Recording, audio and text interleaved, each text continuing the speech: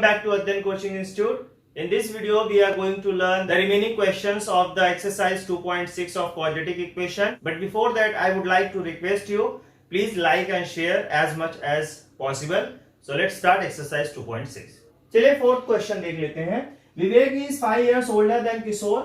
The sum of multiplicative inverses of their ages is 1/6. Find their present ages. ठीक है. So question को हम क्या करते हैं? ब्रेक करते हैं. ठीक है, थोड़ा उसको अलग अलग करके समझने की कोशिश करते हैं. तो पहला जो सेंटेंस है, विवेक इज 5 years older than किशोर. किशोर जो है वो 5 साल छोटा है विवेक से, मतलब विवेक 5 साल उससे बड़ा है.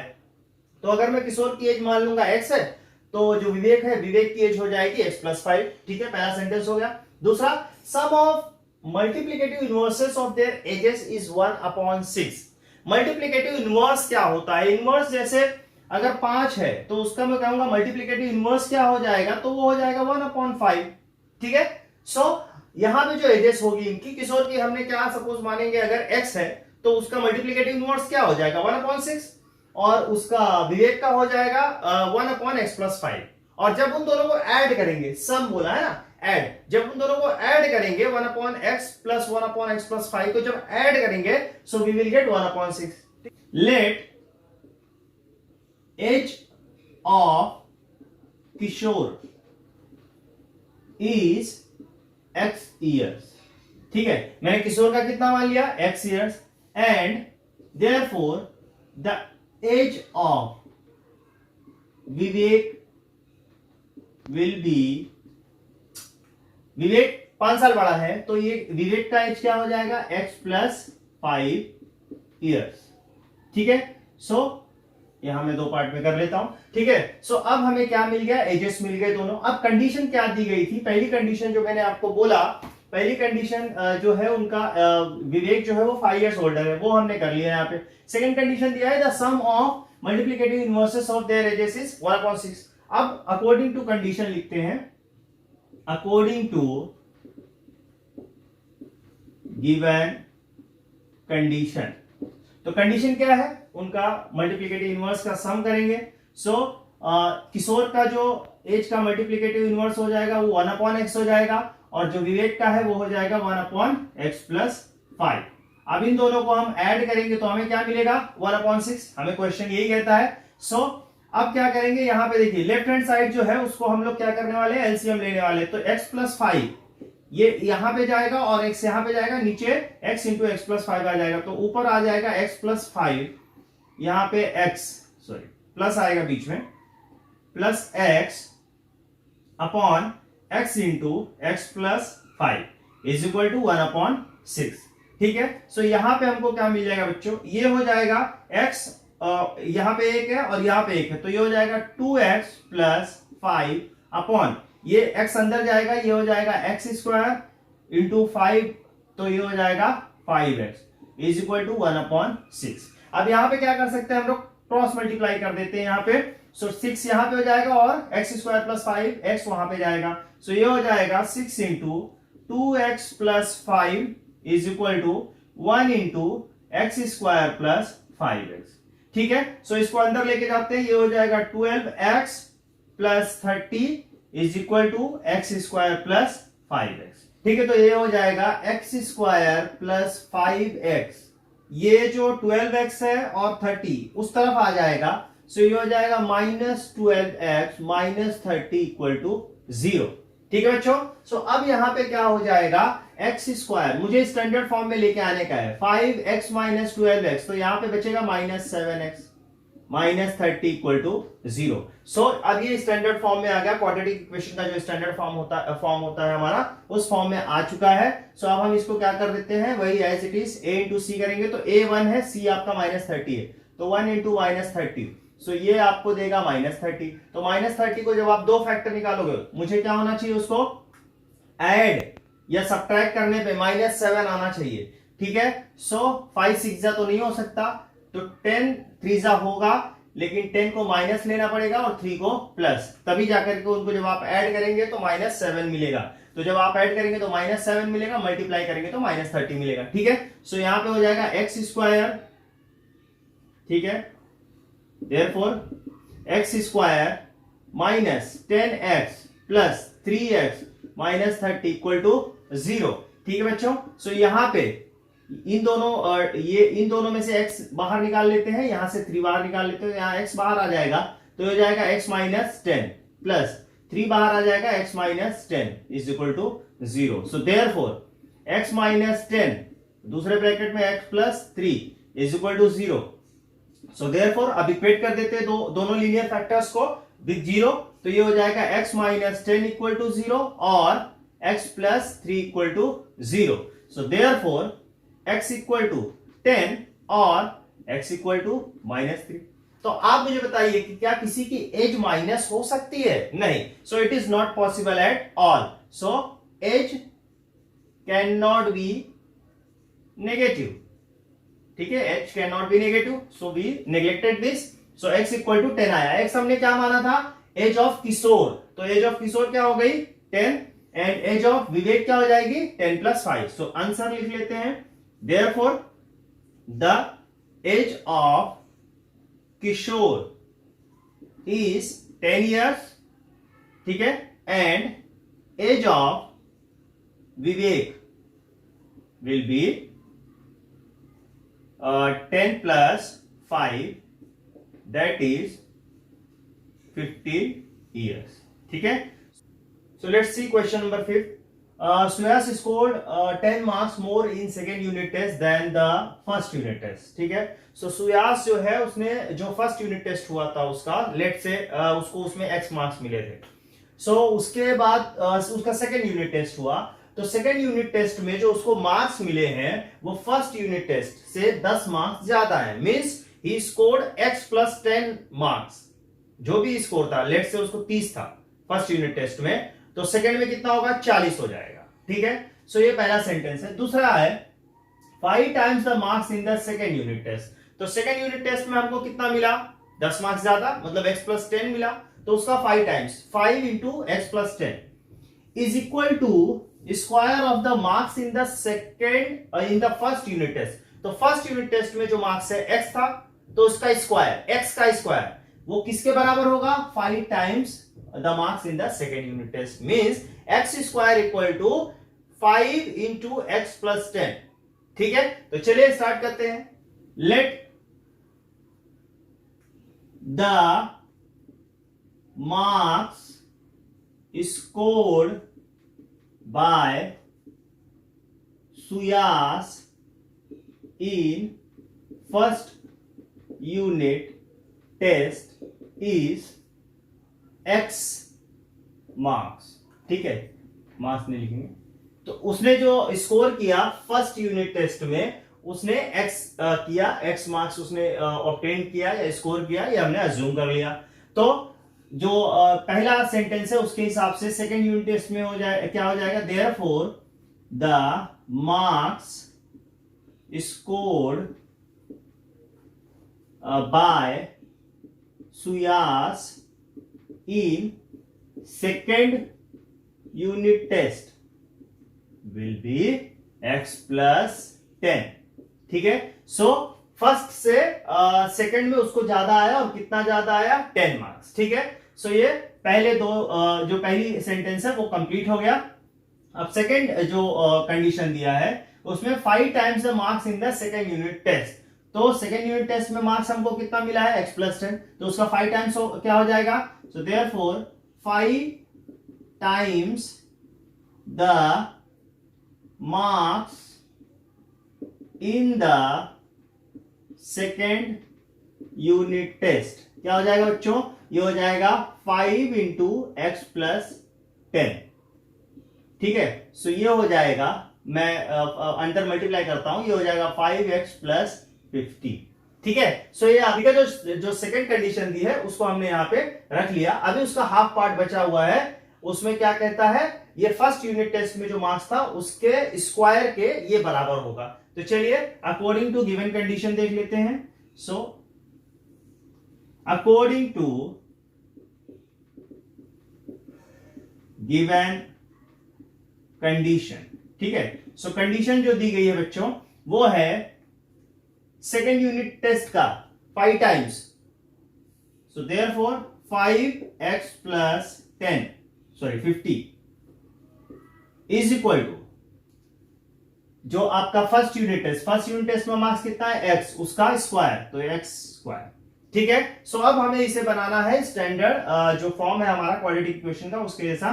सो ये पूरा दोनों टर्म को उस तरफ लेके जाते हैं, ये हो जाएगा x स्क्वायर यहीं पे है, ये जाएगा -5x -50 इक्वल टू 0। ठीक है, बहुत सिंपल है। अब हमें क्या करना है, a और c करना है, तो a और c देख लेते हैं। यहाँ पे a आपका 1 है, c आपका -50 है, सो ये हो जाएगा -50। ठीक है, सो -50 को दो पार्ट में ब्रेक करना है, जिसको ऐड या सब्ट्रैक्ट करने के बाद हमें क्या मिलना चाहिए, -5। तो यहाँ -10 कर लो, यहाँ 5 कर लो, प्लस करोगे तो आपको मिलेगा -5, मल्टीप्लाई करोगे तो -50। सो चलिए इसको फैक्टर लिख लेते हैं, लीनियर फैक्टर इसको, इस क्वाड्रेटिक इक्वेशन को। So therefore x square minus 5x की जगह पे क्या लिखेंगे, -10x plus 5x -50 equal to 0। ठीक है, तो अब यहां पे इसको हम लोग दो टर्म बना लेते हैं, यहां से x बाहर आएगा, सो ये हो जाएगा x -10 प्लस यहाँ पे 5 बाहर आ जाएगा, ये हो जाएगा x -10 इक्वल टू 0। ठीक है, सो अब यहाँ पे दोनों में कॉमन है x -10, बाहर ले लेते हैं x -10 और यहाँ पे x + 5 इक्वल टू 0। ठीक है, इसको यहाँ पे कर लेते हैं। अब इन दोनों को इक्वेट करेंगे तो 0 से, सो देयरफॉर x -10 पहले लेंगे, x -10 इक्वल टू 0 और x + 5 इक्वल टू 0। ठीक है, सो अब यहां पे इक्वेट करने के बाद हमें मिल जाएगा x इक्वल टू 10 और x इक्वल टू -5। तो मार्क्स तो -5 नहीं हो सकता। ठीक है, उसको जो यूनिट टेस्ट में मार्क्स मिले हैं वो -5 नहीं हो सकता। सो इसको नेगेटिव हम जो है कैंसिल कर देंगे। So marks scored can not be negative. ठीक है, सो ये हम कैंसिल कर देते हैं और ये हम लोग इसको ले और ये वाला जो है हम लोग इसको कंसीडर करते हैं x equal to 10। So therefore marks, answer लिख लेते हैं, marks obtained by Suyas in first unit test is 10। ठीक है, सो ये उसने फर्स्ट यूनिट टेस्ट में मार्क्स स्कोर किया था। ठीक है, तो चलिए फिफ्थ हो गया, सिक्स्थ वाला देख लेते हैं। Let's see question number 6। Mister Kasam runs a small business of making earthen pots. ठीक है, मिस्टर कासम है, उनका एक बिजनेस है अर्थन पॉट्स बनाने का। He makes certain number of pots on daily basis. तो वो जो पॉट्स बनाते हैं वो डेली बनाते हैं। Production cost of each pot is ₹40 more than 10 times total number of pots he makes in one day। ठीक है, सो जो आपको ज्यादा प्रॉब्लम वाली चीज होगी या जो आपको डिफिकल्ट लगेगा वो यहाँ पे है, मैं उसको अंडरलाइन कर देता हूं। इसी चीज को हम पहले समझ लेते हैं। ठीक है,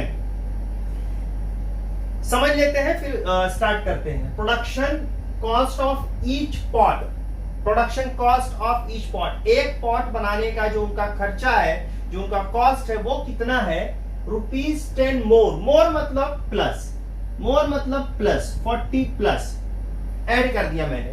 कॉस्ट कितना होगा, कॉस्ट होगा 40 प्लस 40 मोर है ना, किसके मोर है, किससे ज्यादा है वो, 10 times total number of pots he makes.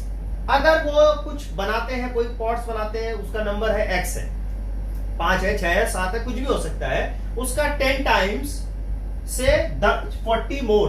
ठीक है, सपोज x नंबर है, इतना नंबर वो डेली बनाते हैं, इतना नंबर पॉट वो बनाते हैं। अब इतना पॉट बनाने के बाद उनको जो कॉस्ट होता है एक पॉट बनाने का, वो क्या होता है, 10 times of this, 10 times of this x plus 40 मोर लगता है उनको। ठीक है, तो ये टोटल कॉस्ट हो जाएगा एक पॉट का।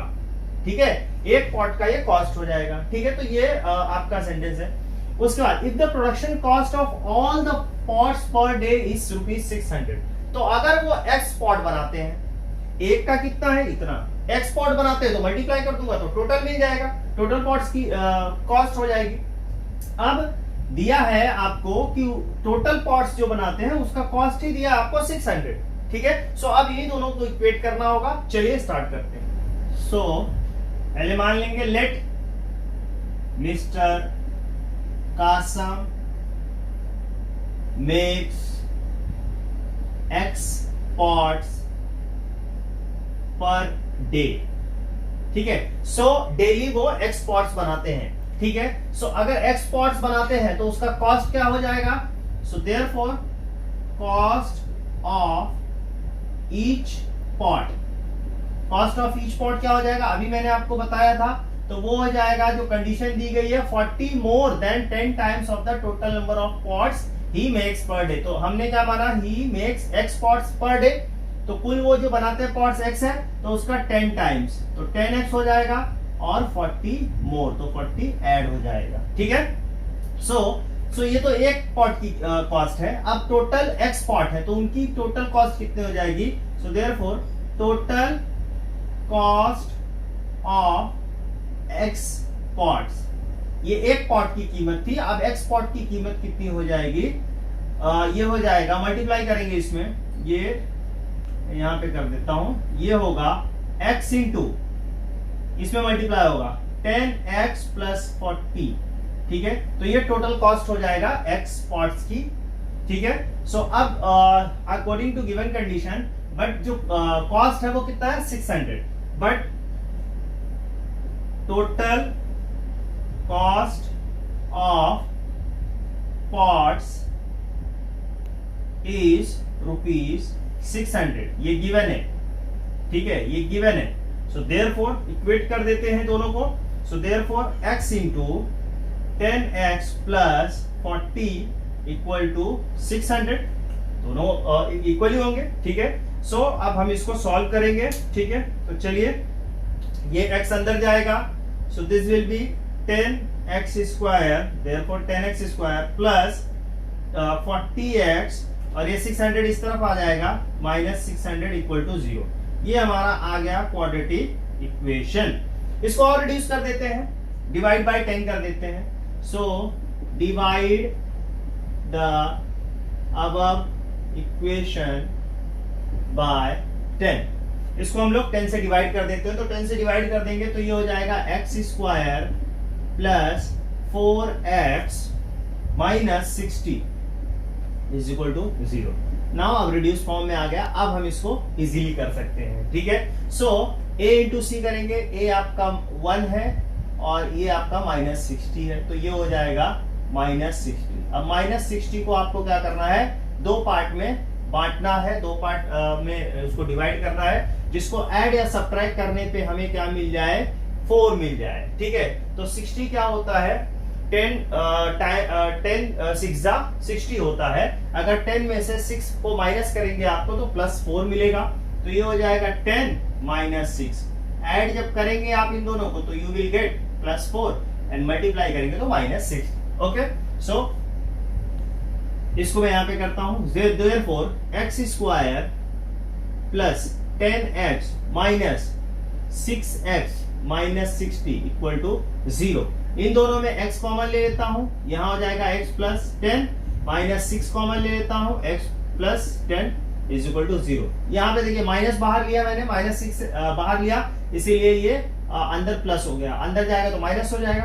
तो इन दोनों में से X प्लस 10 बाहर ले लेता हूं, X प्लस 10 और दूसरे ब्रैकेट में X minus 6 equal to 0।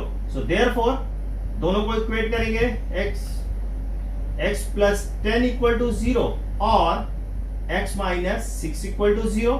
So therefore X equal to minus 10 और X इक्वल टू 6। सो आप कौन सा लेना चाहेंगे? X इक्वल टू माइनस 10 या X इक्वल टू 6? भाई जो पॉट्स बना रहा है वो माइनस में तो जाने वाला नहीं है, सो ऑब्वियस है ये हमारा आंसर नहीं होगा। So number of pots can not be negative, that you can write over there, and we will take X equal to 6। So अब हम लोग को क्या निकालना है? कॉस्ट निकालना है। हमें तो नंबर मिल गया ना, अब हमें क्या निकालना है? कॉस्ट। ये भी तो आपको पूछा है, number of pots he makes and production cost of one pot. एक पॉट का आपको प्रोडक्शन कॉस्ट निकालना है, तो एक पॉट का प्रोडक्शन कॉस्ट क्या है?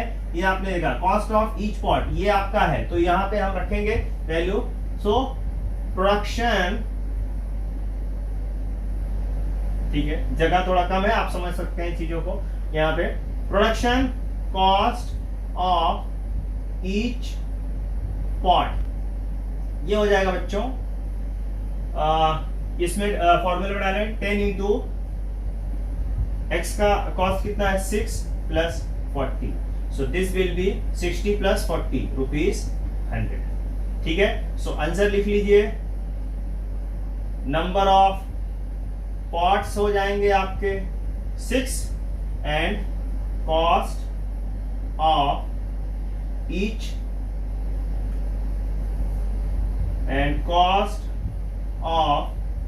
Each pot is equal to rupees 100। ठीक है, क्वेश्चन नंबर 7 देख लेते हैं। Prateek travels by boat 36 kilometre downstream and back in 8 hours.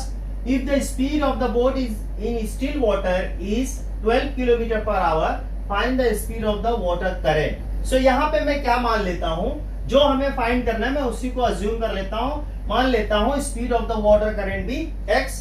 ठीक है, so let speed of water current is x kilometre per hour.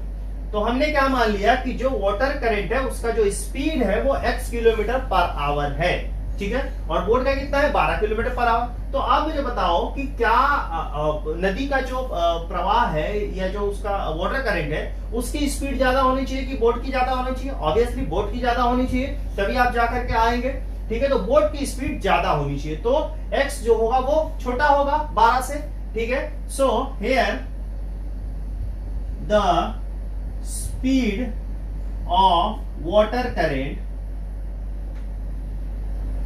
that is x is less than speed of boat in still water।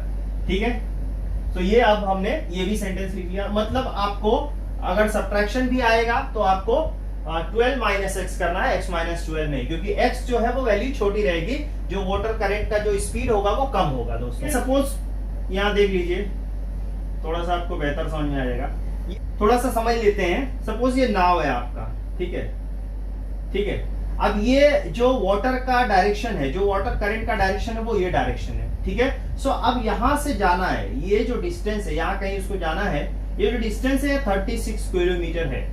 ठीक है, 36 kilometre है, वो जा रहा है इस डायरेक्शन में, और वाटर करंट का भी डायरेक्शन यही है। तो इस डायरेक्शन में गया और फिर वापस आया, एंड अगेन ही बैक, वो वापस आया। तो जब गया तो 36 किलोमीटर डिस्टेंस ट्रेवल किया, वापस आया तो 36 किलोमीटर डिस्टेंस ट्रेवल किया।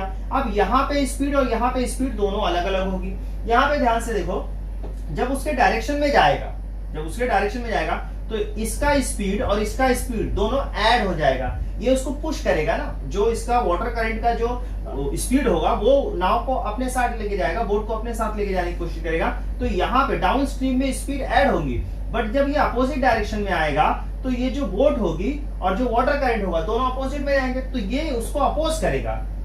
बोट के जो मूवमेंट होगी, जो स्पीड होगा उसको अपोज करेगा और उसके स्पीड को कम करने की कोशिश करेगा। तो इस टाइम जब रिटर्न होगा वो, जब आप स्ट्रीम आएगा वो, तो वहां पे क्या हो जाएगा, स्पीड को सब्ट्रैक्ट करना पड़ेगा। ये डिस्टेंस जाने का है और उतना ही डिस्टेंस आने का है। डिस्टेंस अपॉन स्पीड में कर देता हूं तो मुझे टाइम जाने का मिल जाएगा, और डिस्टेंस अपॉन स्पीड कर दूंगा तो आने का टाइम मिल जाएगा। तो आने जाने का टाइम कितना लगा उसको, 8 आवर्स। ठीक है, तो यही चीज हम लोग यही कॉन्सेप्ट अप्लाई करने वाले हैं।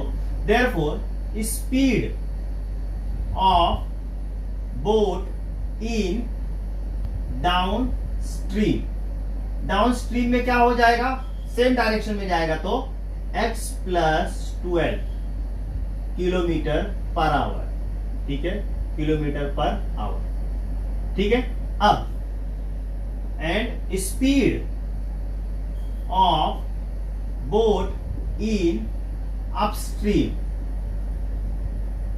विल बी, उसके अपोजिट डायरेक्शन में, तो ये क्या हो जाएगा 12 माइनस एक्स। स्पीड किसकी ज्यादा है, बोट की ना, तो वो जो ग्रेटर है उसमें से माइनस करेंगे, ये है किलोमीटर पर आवर। ठीक है, so time taken by Pratik in downstream, पहले इन डाउनस्ट्रीम निकालेंगे, डाउनस्ट्रीम, ठीक है। सो उसको जाने में कितना टाइम लगा, तो इस डिस्टेंस टोटल कितना है बच्चों, 36 किलोमीटर है, और स्पीड क्या है 12 प्लस एक्स, तो ये आपको टाइम दे देगा, ठीक है, इतना आवर उसको जाने में लगा। तो आने में भी वैसे कैलकुलेट करेंगे। Similarly time taken by Pratik in upstream, ठीक है, अपस्ट्रीम में कितना लगेगा, तो टोटल डिस्टेंस कितना है 36 और स्पीड कितनी है 12 माइनस एक्स आवर, ठीक है। सो ये जाने में और ये आने में टोटल टाइम लगे, ठीक है, बट टोटल टाइम आपको दिया है 8 hours. So therefore according to given condition, तो गिवन कंडीशन जो आपको दी है वो है, so therefore 36 upon 12 plus x plus 36 upon 12 minus x is equal to 8, ठीक है। अब एक काम करते हैं, इसको यहाँ पे सॉल्व कर लेते हैं। ये चीजें देखिए, अभी ये मुझे यही क्वाड्रेटिक इक्वेशन देगा और इसी को आगे हमको सॉल्व करना है। तो एलसीएम जो होगा यहाँ पे डिनोमिनेटर में जो है 12 प्लस एक्स और 12 माइनस एक्स, ये होगा, ठीक है। यहाँ पे कर लेता हूं, यहाँ देखिए क्रॉस मल्टीप्लाई हो जाएगा, तो 36 into 12 minus x plus 36 into 12 plus x is equal to, ये पूरा पार्ट उस तरफ चला जाएगा बच्चों, क्रॉस मल्टीप्लाई हो जाएगा, ये हो जाएगा a प्लस बी और a माइनस बी है, तो a square minus b square, तो ये हो जाएगा 8 इंटू 12 का स्क्वायर माइनस एक्स का स्क्वायर, ठीक है। सो अब 36 में यहाँ कॉमन लेता हूं, बाद में आपको कैंसिल करने में आसानी होगी। यहाँ अंदर बचेगा 12 minus x plus 12 plus x is equal to 8 into अंदर बचेगा 144 माइनस एक्स स्क्वायर, ठीक है। यहाँ पे देखो, अब यहाँ पे एक्स एक्स कैंसिल होगा, 8 को भी यहाँ कैंसिल कर सकते हो, 4 के टेबल में आएगा, बट अभी नहीं करेंगे उसको, ठीक है।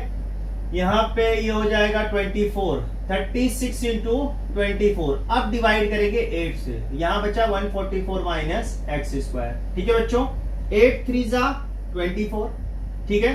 अब इसको 36 इंटू 3 करेंगे, 18 और 9 1 0, 108 is equal to 144 minus x square, ठीक है। सो यहाँ पे बच्चों अब इसको सॉल्व करेंगे, ये हो जाएगा, इस तरफ लेके आ जाइए, ये हो जाएगा x square minus 144 plus 108 equal to 0, ठीक है। सो अब देखिए 144 8 से 14 36 बचेगा, so x square minus 36 equal to 0। So therefore x equal to, आप ऐसे भी कर सकते हो, दो फैक्टर कर सकते हो, एक्स माइनस 6 और एक्स प्लस 6 इक्वल टू 0, दो लीनियर फैक्टर आ गए। ये ए स्क्वायर माइनस बी स्क्वायर, अभी जो यहाँ पे हमने यहाँ पे लिखा ए स्क्वायर माइनस बी स्क्वायर लिखा ना, तो ये ए प्लस बी और ए माइनस बी, मैंने वही किया।